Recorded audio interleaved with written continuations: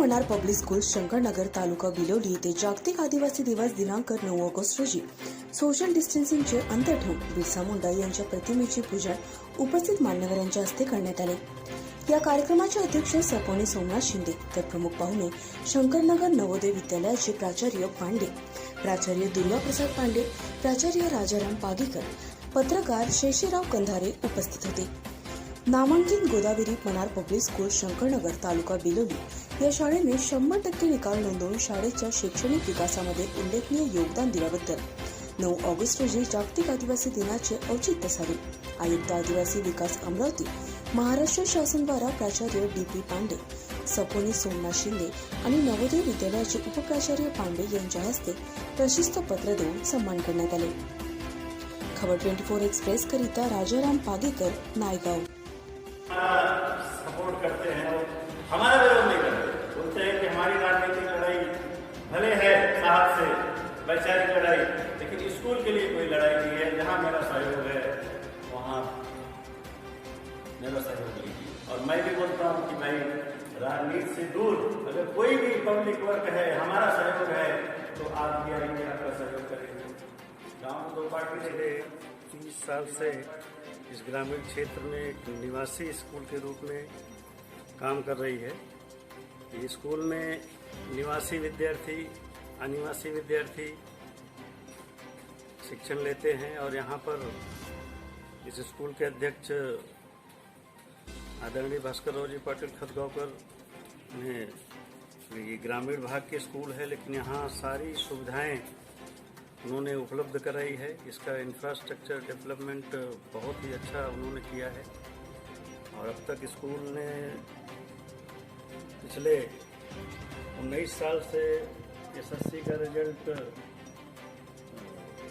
100% दिया है और 12वीं का भी रिजल्ट पिछले 6 साल से साइंस फैकल्टी क्राफ्ट साइंस के साथ 100% निकाल है।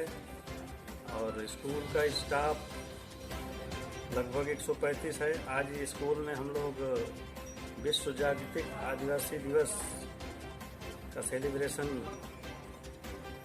किया है या कर रहे हैं। पिछले साल तो बड़ी धूमधाम से मनाया गया था, लेकिन कोरोना वायरस के कारण थोड़ा सा सोशल डिस्टेंसिंग का ध्यान रखते हुए ये कार्यक्रम हुआ।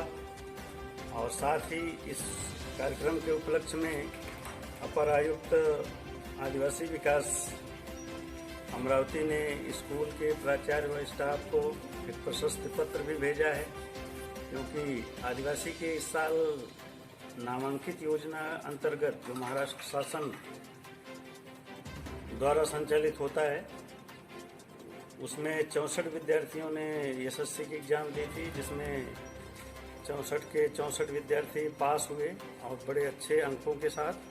इसमें 32 विद्यार्थी 75% के ऊपर और लगभग 21 विद्यार्थी जो है तो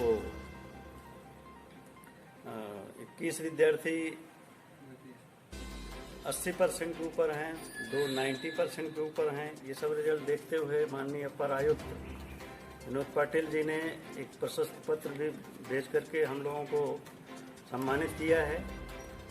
और स्कूल का निकाल बहुत अच्छे ढंग से हमेशा से लग रहा है और आगे भी ऐसा निकाल लगे, इसके लिए हम पूरी तरह से, हमारी पूरी टीम शिक्षकों की तटस्थ है और हम उसके लिए प्रतिबद्ध हैं कि आगे भी इसी तरह से हमारा रिजल्ट आए। और आदिवासी बच्चों का लिए तो बहुत ही गरीब परिवार से आते हैं और अंग्रेजी माध्यम की शिक्षा जो है उनके लिए एक चैलेंज जैसे है और हम लोगों के लिए भी एक चैलेंज है कि उनको उसके लिए पूरी तरह से तैयार करना पड़ता है। और हम सब मिल करके पूरा स्टाफ पूरी तटस्थता के साथ, पूरे ध्यान के साथ उनको हमने तैयार किया। और रिजल्ट ही नहीं बल्कि स्कॉलरशिप एग्जाम में भी 12 बच्चों, आदिवासी 12 बच्चे प्रावीण्य सूची में आए थे 8वीं और 5वीं से, और 5 बच्चे जो है दिल्ली से संचालित science and technology department government of India से इंस्पायर अवार्ड जो प्रोजेक्ट बनाने के लिए बच्चों को प्रोत्साहित करने के लिए संचालित करते हैं। उसमें यहाँ से 5 आदिवासी बच्चों का सिलेक्शन हुआ था, जिसमें से एक जो है स्टेट लेवल पर भी सिलेक्शन हुआ है उसका। इस तरह से उनके चतुर्दिक विकास का पूरा ध्यान रखते हुए उनकी भी तैयारी जो है अच्छे से की जा रही है।